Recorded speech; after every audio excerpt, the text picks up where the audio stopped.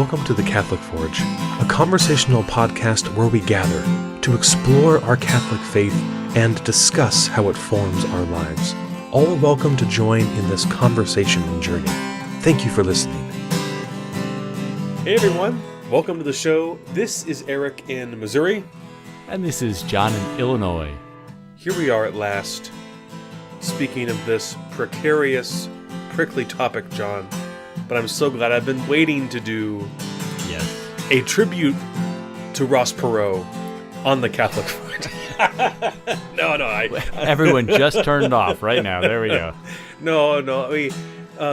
I feel like I've been saying this for like 4 episodes, but this was again one of the OG, one of the original topics that we laid out for the podcast, and actually. It was just in one of our quote-unquote business meetings, and we just threw it up there, and then it kind of lay fallow for a bit. For good reason. We're terrified of the topic. Yeah. But certainly with what has been going on recently... meaning the last 8 years. Yeah, right. And certainly, you know that we kind of try to get our topics to stand alone. But for context, I'm going to ask John to just give us a little snapshot here in a minute, okay? Because he's gonna kick us off. But given the level of intensity in the political climate and what we are seeing and experiencing not only in our homes but in our religious institutions in our parishes, we thought it was time to confront this topic. But maybe not as you would expect, just as you looked at the title and you thought, oh, they're really gonna give it to him or her or this or them. That isn't what this episode is about. Rather, we're approaching politics from that perspective of how can a Christian, a Catholic Christian, or even a well-meaning person at all, have an impact in the political sphere, have influence in this societal life, in this communal life, but not become lost to the political fervor. Now, I'm not going to throw you under the bus, John, but I know that this is personal to you because you have lived this somewhat. And so, 2 things I want to hear about why this is personal to you, and then if you just give a snapshot of kind of what's happening historically, just in case someone listens to this podcast in the year 2525 or something like that, just so they can remember, oh yeah, I remember when that was And we've happening. all gotten to that utopian situation where everyone agrees with each other. Yeah, right. So yeah, go ahead. We'll settle. I'm not sure actually what you're alluding to with the personal nature. Politics is something that I adore and despise in my life. And I always like to say as I begin these conversations, the word itself describes everything. Politics. Poly being the word for many, ticks being a blood-sucking organism. And so that really is about what we're going to discuss. Sure. The blood-sucking organisms of our society. Okay. And so I really love, I'm very fascinated by it. And I think we should explain a little bit of a caveat too. I think the word politics and everything has become politicized today. So actually what we begin talking about here isn't just politics in the strict science of politics, but we're also talking about social behavior and the social norms that people are following. And a lot of it is the effect of a politicized or polarized world on people's Facebook pages and on their marriages and their relationships and stuff like that. Sure. So I think our aim here isn't really just the science of politics, but really more even the social element that comes in with the people that interact with. I think that's really more our concern today. And one of the things you always hear, but it's never been this bad. You hear that sometimes? Oh, yeah. Sure, of course. It seems to be a common phrase. Right. And that's not really true. All you have to do is spend a little bit of time in American history, and I know that you love American history. Oh, yeah. But, look at Jefferson and Adams. You've got President Adams, his Vice President Jefferson, and they're going good, and then Jefferson decides he's going to run for office. The only time in American history where the vice president has then run against the president. And they were good friends before this time. Yeah. Co-founders of our country. And then Jefferson just turns on Adams. He actually hires a smear guy to go out and start smearing Adams. Basically says he's a hermaphrodite, doesn't have the charm of a woman nor the fortitude of a man. I mean, horrible stuff. Right. And Adams is appalled by this and doesn't want to sink to this level. But eventually, they just start throwing words, and it cost eventually what cost the presidency for Adams is a complete lie. Jefferson says that, or through his smear campaign says that Adams wants to go to war with the French. Right. I mean, a complete fabrication. Yeah. And it cost Adam the election. And so here you have two best friends and just downright dirty to one another. A nice tidbit about that, though, was the gentleman that Jefferson hired to smear Adams, eventually he spent a year in prison for maligning Adams because it was shown to be wrong. But then after he comes out, he wanted a little more compensation from Jefferson, and Jefferson's like, no, I'm not going to pay you more money. So he then turned his skill against Jefferson, and he's really the one that we owe. Mr. Callender is the one that revealed that Jefferson had a slave mistress and several children with him, and that dogged him the rest of his political career. Now, luckily, this has a happy ending because, of course, Adams and Jefferson are able to reconcile, and there's this beautiful correspondence between the two later on. That doesn't happen today. The whole point, of course, of that discussion really is to say that this lying, the over-exaggeration, the demonization of one another is not new, and I imagine that it has been part of human history from the beginning. As soon as we decided that we were going to pick somebody to be a leader, there was somebody out vying for that position. Of course, yeah. So it's important to put that in reference, that this whole idea that it's never been this bad, that's actually not quite true. And throughout American history, there have been numerous dubious characters that have done awful things. Oh, yeah. But that doesn't mean it's okay, but that it sets the ground to say that we're in waters that we've been in before, but we need to be careful not to be swept out with the tide is really what we want to be careful of. And how do we not lose ourself in that? That's exactly what I meant, and I would just want to address it even on the air so that the people didn't think I was trying to, I can't even think of the word. It's an S word. Whatever. I wasn't trying to cut you down.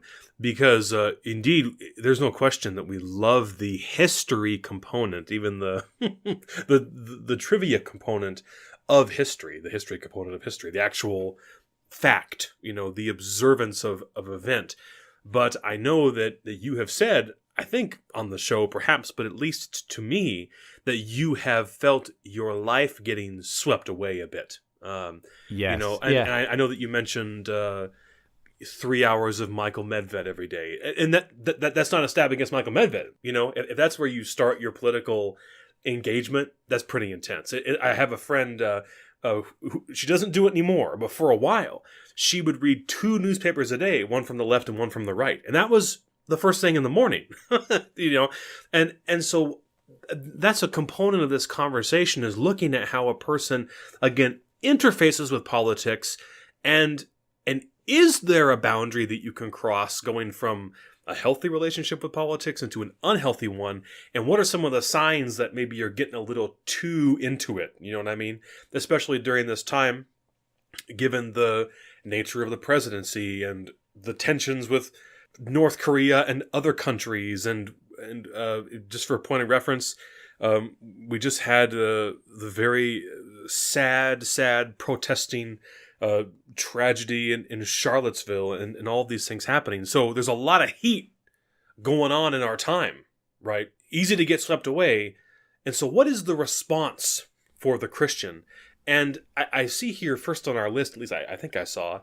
No. Don't hop to that yet. Well, okay, because I want to get there. I'm excited to talk about that. But please take us deeper.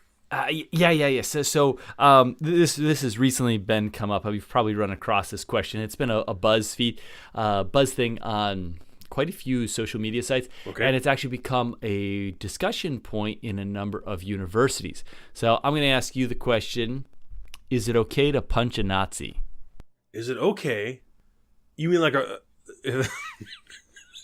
This is the ethical question that is running across the internet right now.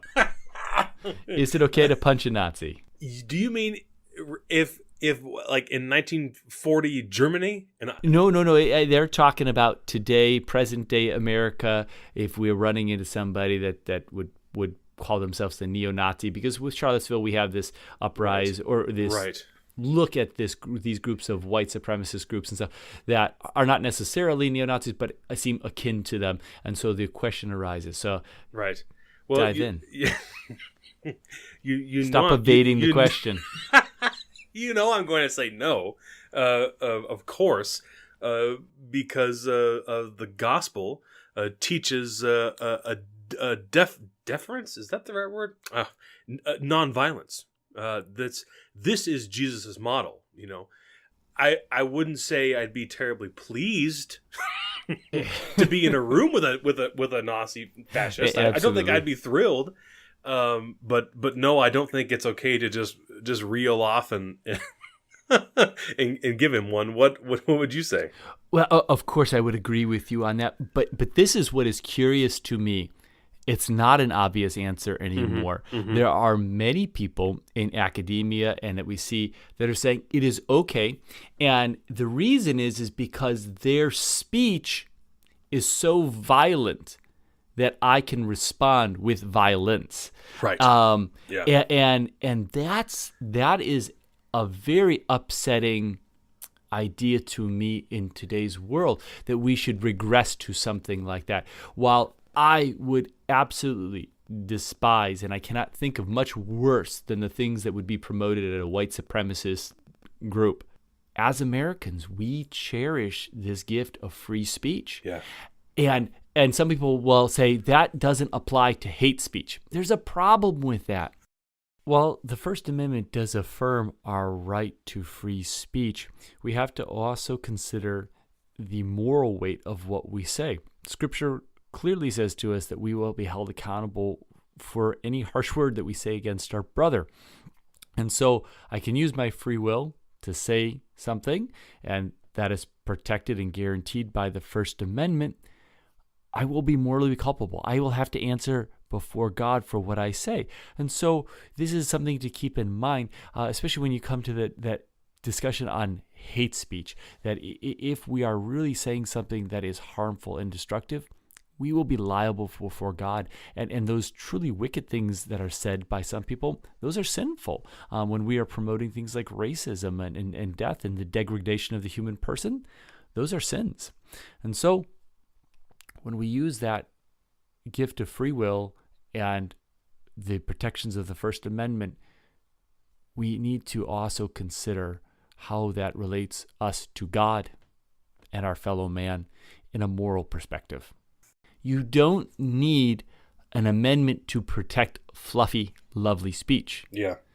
You only need an amendment to protect speech that is going to be controversial, that is going to be harsh.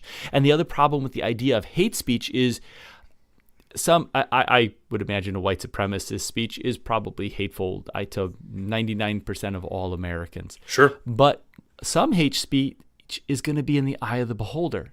If I'm at a youth rally and I get up and I yell, "Jesus is Lord," that's a praise, that's an admiration, that's wonderful. But if I go to the local mosque and I stand up during prayers and yell, "Jesus is Lord," even if I don't mean it as that, it may be perceived as it. Sure. It would be perceived. I mean, if someone came into our church and started,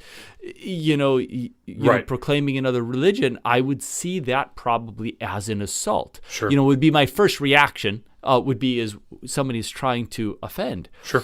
So the danger here when we get into this idea of hate speech is defining who defines what is hate. Sure. And then the idea that even though I may utterly disagree with you, you have a right to speak that.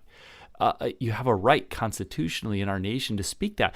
Just as what is spoken on the opposite side may be offensive to others, you have a right. So as long as it is done within the bounds, that it is not causing violence, I'm not instigating violence, I'm not yelling fire in a crowded building. Right. We do need to cherish that right for free speech. And of course, you're right. The answer is it okay to punch a Nazi? I wouldn't say is a universal answer anyway. I'd say if that Nazi is attacking me and my family, I have the right to defend myself and to strive to end that attack on me.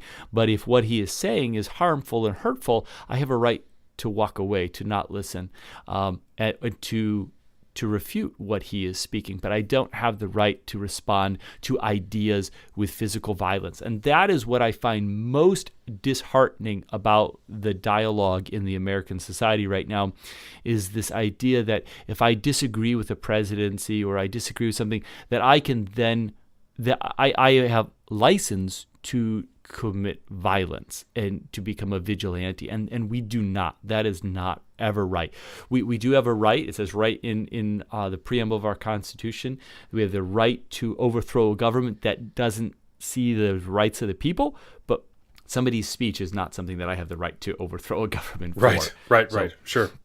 So I find that as a nice segue into this idea of, I'm more fascinated by the question, not the actual answer of the question, but that it is an ethical discussion in a university or online, that people are actually considering that violence is the appropriate response to somebody who thinks differently than me. That's true fascism, that idea that I cannot allow you to think your thoughts, I must force you to think the way I think. And that I find to be a horrifying idea. So that leads into our first question that we really kind of pose with this is, what are the rules of engagement? What are the ways that we fight fair? Because there are always going to be people that we disagree with, even good-meaning people. And I am unapologetically pro-life. I celebrate all life and want to defend the dignity of all human life. But with the first, when I approach somebody or meet somebody that says that they're pro-choice, my first thought is not, I have to beat this person in submission, or this person is wicked and evil and wants to destroy babies. I think that they are wrong in their assertion that led them to that conclusion, but I approach them as a human being first. I see them as a person who has an idea, and while I may disagree with that idea, I would never promote violence. And of course, this is why the church absolutely condemns anyone who would do violence towards an abortion clinic or a doctor or anyone that is in favor. So the church absolutely condemns that violence. We also would condemn it against somebody that might be on a different political or social spectrum. So what would you say are some of the rules that we want to talk about for fighting fair? Sure. Well, let me crack the catechism here, and so let me play that this silly song. Here we go. It's a catechism connection. Oh yeah. Okay. So first of all, the catechism has a lot to offer. All right, and so that's why I'm only going to play the silly song one time, because there's a lot that I can pull from. I just don't know if I'm going to pull all of it out. However, in your catechism, if you want a closer look at a lot of stuff in this area, check out 1877 to 1927 or so, but you could even... Those are paragraph numbers, not years. Yes, thank you. Thank you, John. I'm sorry that you can hear me flipping pages, but then you know I'm really doing it. But you can even continue forward to 1948. It's chapter... And if you don't have a catechism, if you go to the USCCB website, they have an online catechism, and when you click on it, it makes that same lovely page-turning sound. Go ahead, Eric. Yes. Does it really? It does. Yeah. Every time you switch the page, it makes the noise of a page flipping. So, well, yeah, the PDF, just Google catechism PDF and you're there. But we're talking about chapter 2, the human community, and since we're talking specifically about engagement, then let me go, and you can follow along at home, to paragraph 1913, and just a couple thoughts real fast. 1913 exactly. Participation, in quotation marks, is the voluntary and generous engagement of a person in social interchange. It is necessary that all participate, each according to his position and role, in promoting the common good. This obligation is inherent in the dignity of the human person. So So I'm not saying that's where the catechism starts, but if I could start answering that question with that, by at the very least, how do you get involved? You get involved. And later on, just a little further down, 1915, although 1914 is really good, just going to skip it for now. As far as possible, this is 1915, citizens should take an active part in public life. The manner of this participation may vary from one country or culture to another. Oh, I'm sorry, I do want to go back to 1914 quickly, John, thank you. Participation is achieved, first of all, by taking charge of the areas for which one assumes personal responsibility, by the care taken for the education of his family, conscientious work, and so forth. Man participates in the good of others and of society. I see this a lot on the social medias, John. This criticism that if you voted this way or that way, or if you supported this or that, and you remain silent, that you are complicit in the errors of this or that leader, or this or that body, or frankly, even these hate groups. I'm seeing a lot of that language, and of course I do not agree with that logic, but that is exactly what the catechism is somewhat addressing here, is to not only get involved, but stay involved. Now, that doesn't necessarily mean, marching or protesting or whatever it is, but taking a reasonable effort, making a reasonable effort to stay on top of the issues, Not only to generate a position, but to learn how to defend it. This, of course, is the exact same that we would believe for our faith. To know your faith and to prepare a defense. Was that from First Peter or something like that? To always have an answer. Is that what was in there? Something like that. Scripture tells us the Holy Spirit will provide the answer. But yes, it is very. You are correct. It's very important to be well versed. Always getting well rehearsed, sure, and I mean that would be nice for the Catholic Church. And but staying engaged. That it is. I mean, voluntary and generous engagement. It is necessary. This is 1913 again. That all participate. And so if we're going to start, just start. However, you're absolutely right in what you said, that because there are some who would meet opposing viewpoints, spoken, verbal viewpoints, with violence, that often offering a contradictory, no, not contradictory, but if you say Burger King and I say McDonald's, and we all know that McDonald's is right, then you're going to get upset with me, and I'm going to get upset with you because we're not willing to meet at Wendy's to talk about it. And so, but the distance and the intensity between opposing parties or opposing persons is getting more and more fierce, where the actual ability to have dialogue is breaking down. Yes. There was this is a commonly used story, but during World War I, the Germans are on one side and the Americans and British are on the other side. And the stories tell us that, on Christmas Eve, one side begins singing Silent Night, and the other side begins singing Silent Night. Love it. And they sing together, and they end up actually getting out of their trenches, people that were just shooting at each other, and they play soccer out there in the field where they've been shooting at each other. Then when Christmas is over, they go back to their trenches, and the next day they're trying to kill each other. The thing is they could recognize each other's common humanity. Yeah. It's appalling, but they could see that the other person was a person. And this is one of those things today that is very curious to me about so much dialogue, is it's not just that you have an opinion that differs than me.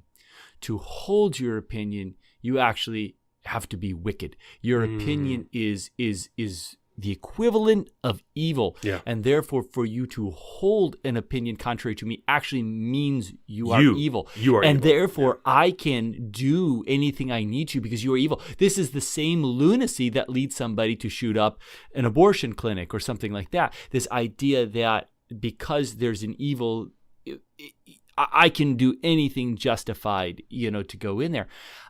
And we all recognize how wrong that is, but we're now doing this with political ideology, something some often that has so little real effect, so little Yeah. consequence in many things.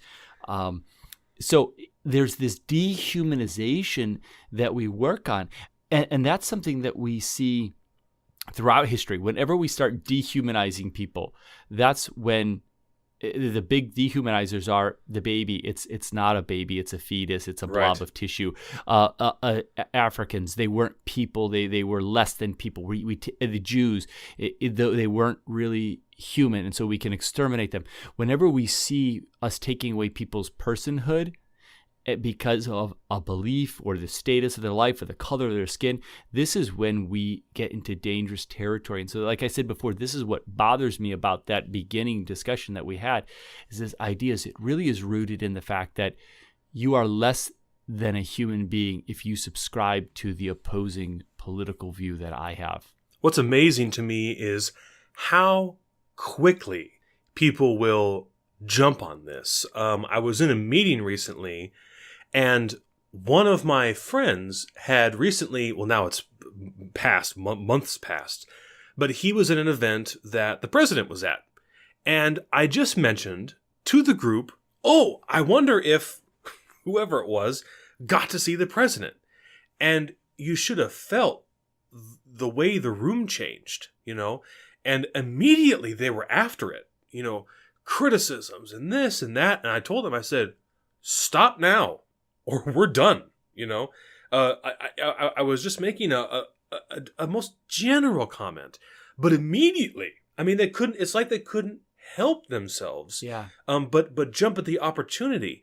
And of course, that wasn't the time for me to have this conversation with them, but it really kind of stuck with me in a powerful way, not only to be like kind of on guard, to set some boundaries about that kind of stuff, but that's exactly what I see. And I hate to be your yes man, but I just want to confirm that John is not off his rocker, but he's absolutely right. And there are people in my life I'm thinking of, especially with whom I absolutely may not have any conversation of politics or social events, because there is little to no chance that we will have an amicable, peaceful discussion.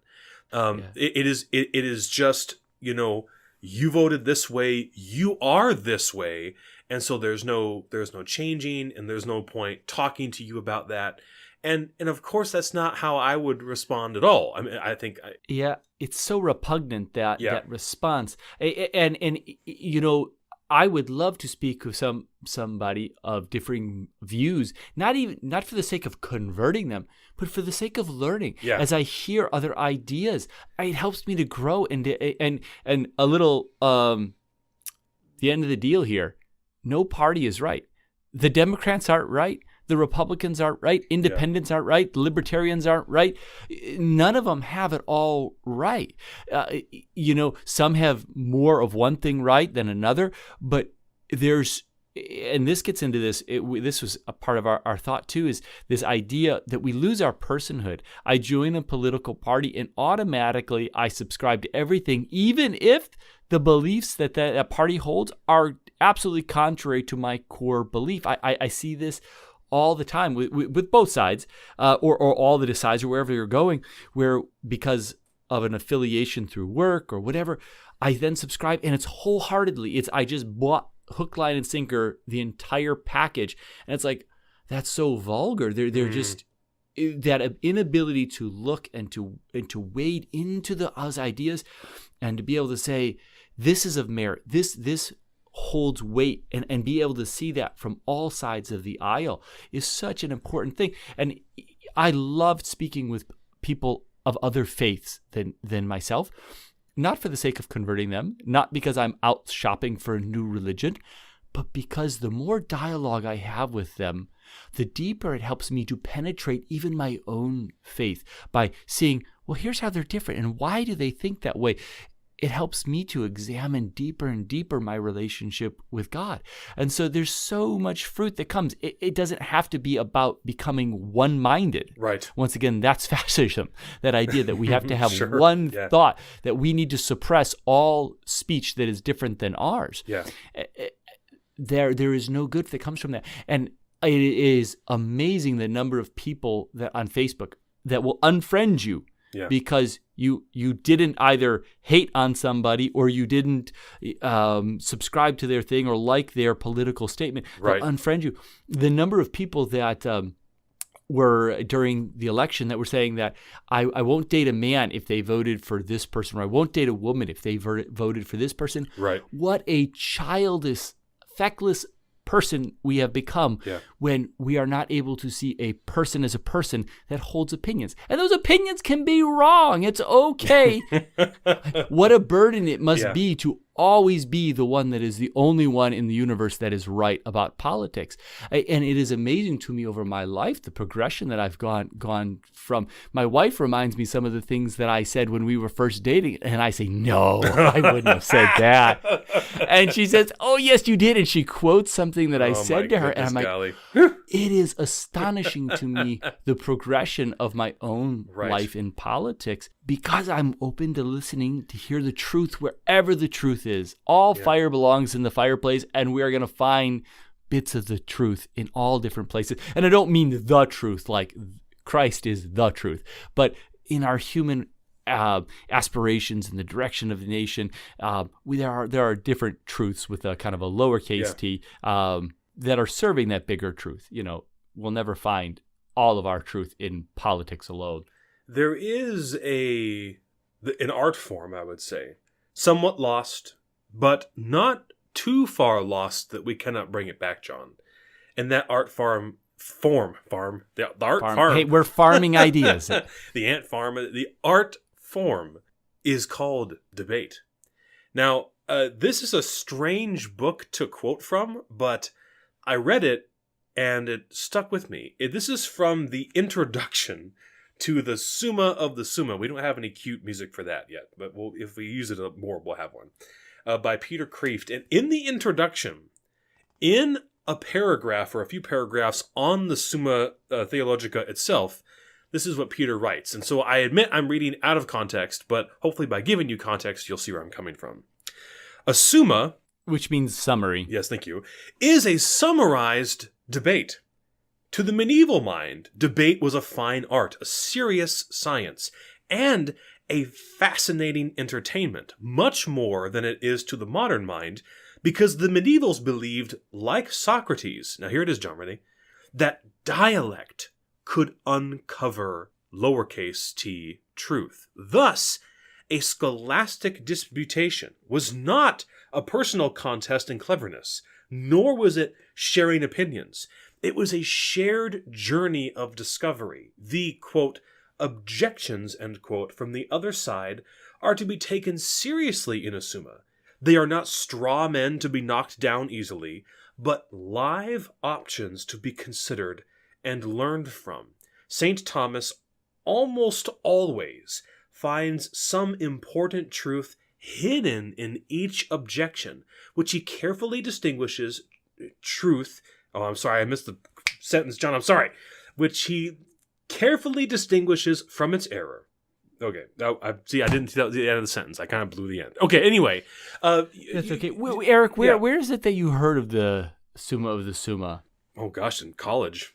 But No. You got that from one of our top 10 books of must-read spiritual things. I try to remember whose podcast that. You know what? That was that John fella. I thought he had a spectacular list of top 10 books. If you've not listened to that, I would encourage you to go listen to John's top 10 spiritual resources. You can go on YouTube and you can look at these videos of some of the new atheists debating Christian apologists, right? And the very best, if you just have a couple minutes and you want to laugh, go into the comment section of these videos, and it's going to be all these people in there, all these new atheist disciples. Not to make fun of them, but you'll see. I'm telling you, you will find it, and they'll be in there and they'll be like, "Man, Christopher slayed that guy," and all this kind of stuff, and "Oh man, he totally trampled on him," and this kind of thing. Like the only point of the debate was to see who would win. Right? Like it was a prize fight between intellectuals. And so what Peter is reminding us of here, that not only during Thomas's time, but certainly the ancient Socratic method of debate was always to seek something higher. and to use the other person's objective, their valid objective, to use the truth from their life in their mind to strengthen your position or to change it if it meant seeking the truth. And this, of course, is almost entirely lost in our time when it is only about, can I show you how wrong you are? Do you see? Yeah. And it's a very junior high model. I win a debate by saying the last thing, or by constantly repeating the same last thing. Talk to the hand, talk to the hand.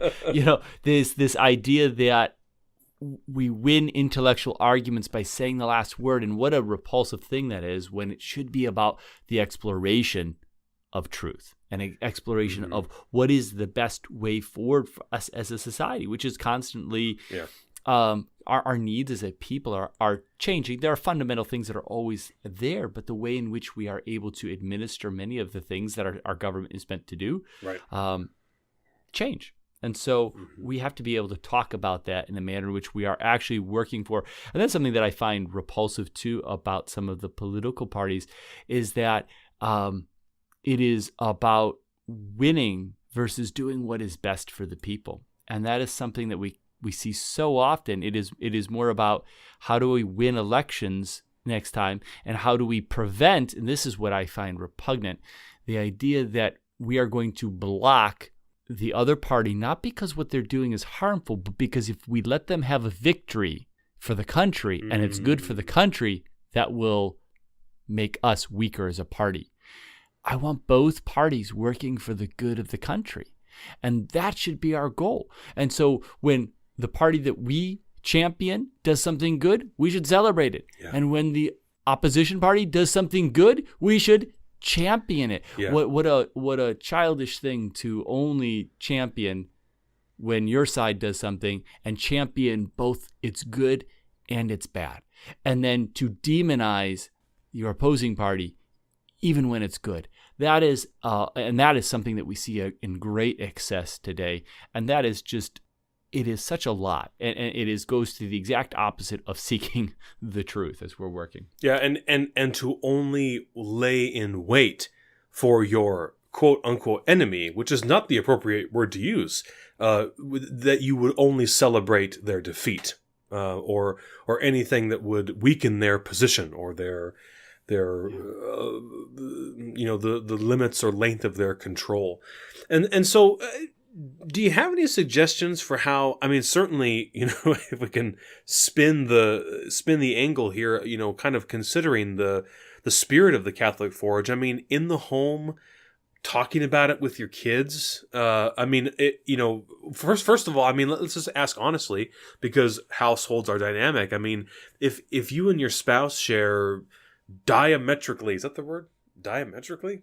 No. Diametrically opposed. Yeah, okay, fair enough. That's a good term. It's kind of fancy pants, but okay. If you share diametrically opposed views, how do you have that conversation? Or do you just sort of leave it under the rug?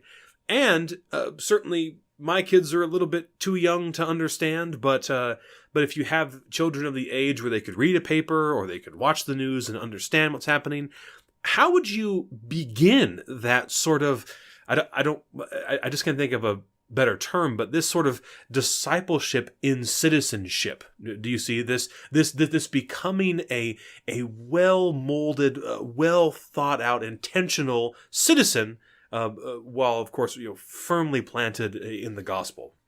Yeah, it's a great question, and it's a little hypothetical still for me too, because our oldest is 8, so we don't talk politics or party stuff or teach our children in that, because I want my children to just be able to be children. Sure. But I think you hit on it there in your last discussion is how do we teach them how to be citizens?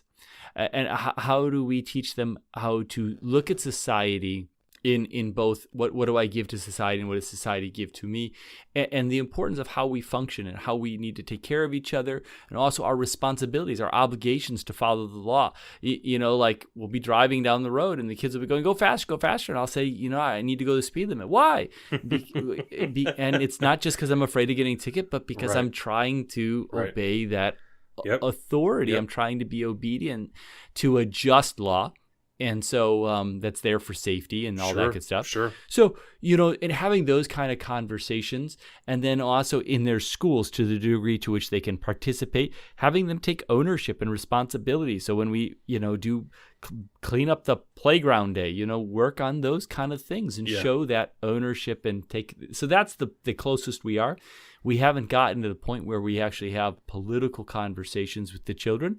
And I think, though, we've never been like a hard and fast, you have to believe this and do this.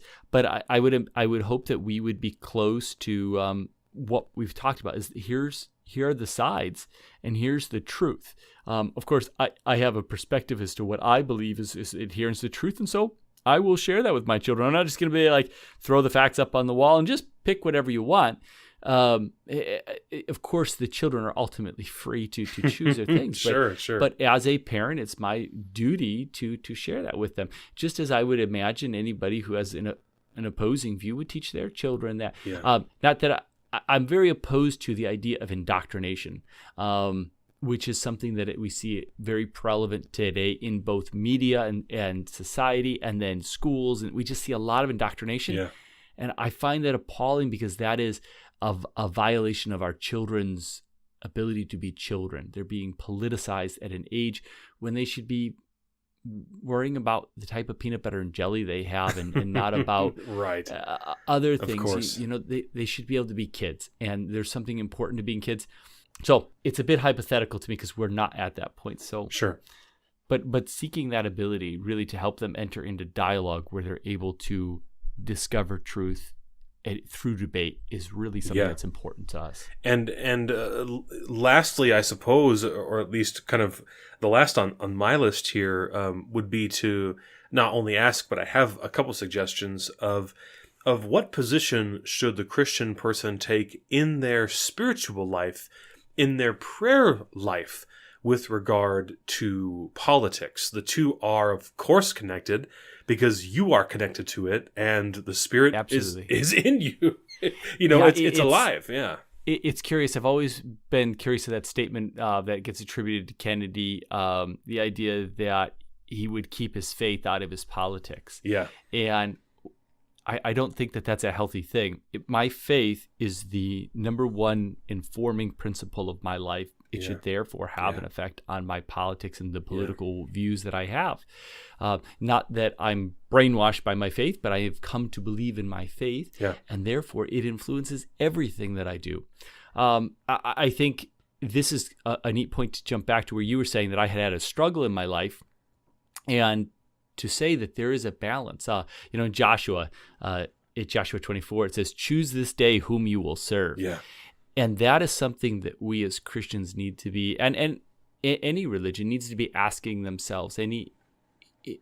Politics is an important tool for doing good. It is a necessary evil. We do as a group of people need to have a government. I would love it if we didn't and we were good people, but we do need it. There are certain things we need a government for, and so we need to have this. But where is the place that it should occupy in our hearts and minds is the question. And as with all things, we can easily make an idol out of politics. And that is something that I see today. There's so much faith for so many people that are involved in politics. This goes back to this idea of it's my person, and it has become their substitute for religion. And so this is my faith, and if you go against my faith, it means you're demonic. And that's one against that idea that we're dehumanizing the opposition.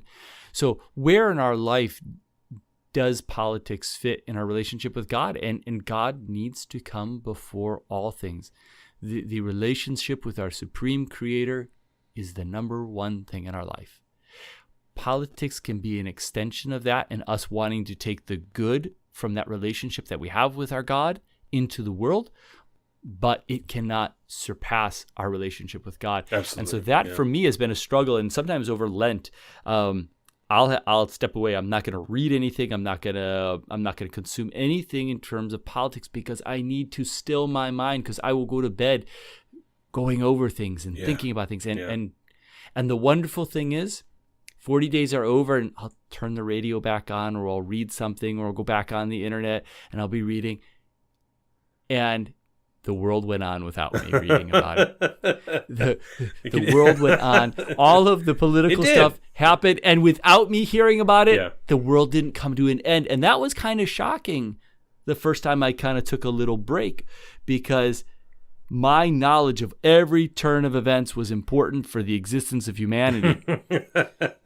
And you know what? It went on just fine without me paying attention. Now, I'm not advocating that you actually unplug totally. I think that it is the duty of all people, irregardless of the stance that you take, to be involved in politics, because it's our duty. It's our obligation as a people, as Americans, to be involved.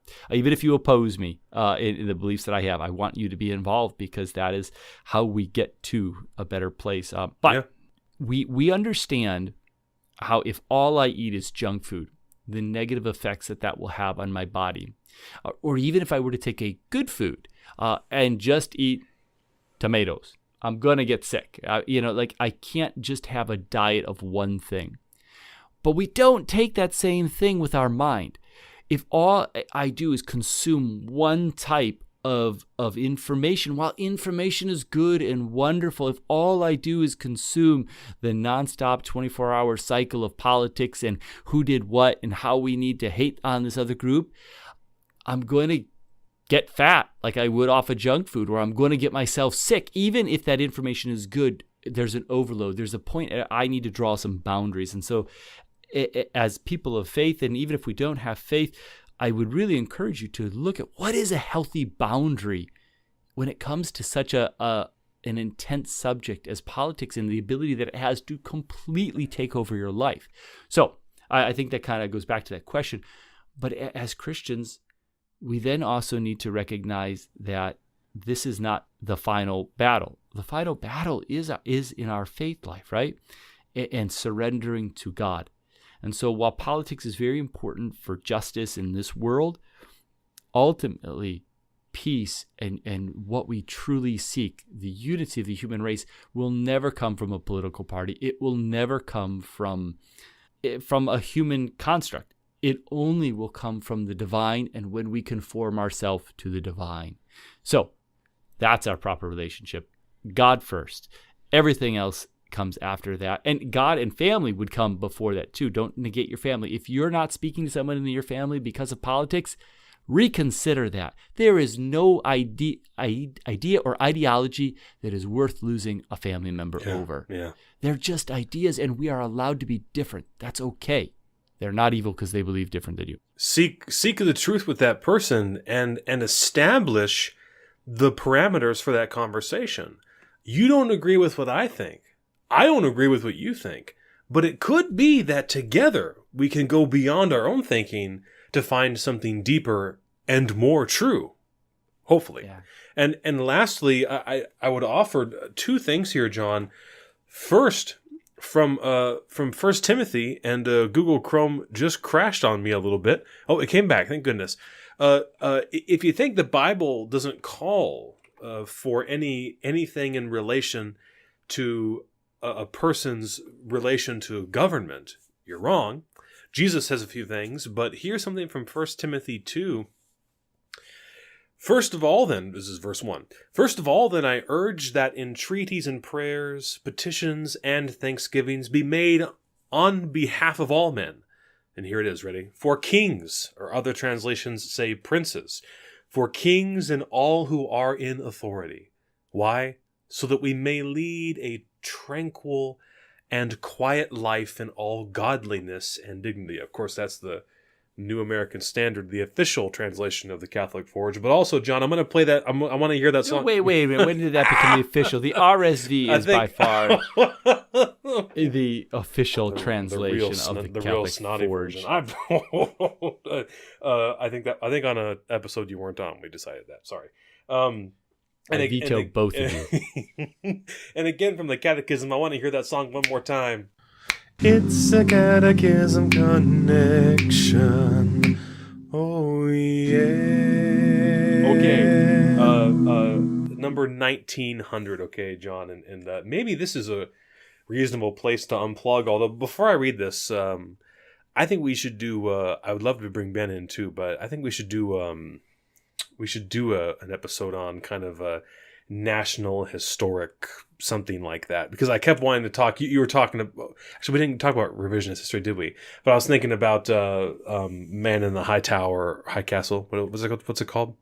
The whatever it is.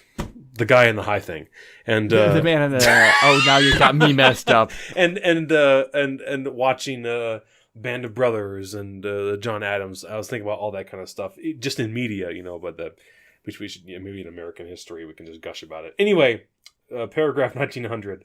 The duty of obedience requires all to give due honor to authority, and to treat those who are charged to exercise it with respect, and, insofar as it is deserved, with gratitude and goodwill. And then in the subtext there is a prayer from Pope Saint Clement of Rome, who was Pope in the late 80s, as in 8 zeros AD. And this is what it reads. Pope Saint Clement of Rome provides the Church's most ancient prayer for political authorities. And so if you've never prayed for princes or kings, then we can give it a go now. And here's what Pope Saint Clement offers us. Grant to them, Lord, health, peace, concord, and stability, so that they may exercise without offense the sovereignty that you have given them. Master, heavenly King of the ages, you give glory, honor, and power over the things of earth to the sons of men. Direct, Lord, their counsel, following what is pleasing and acceptable in your sight, so that by exercising with devotion and in peace and gentleness the power that you have given to them, they may find favor with you. Amen.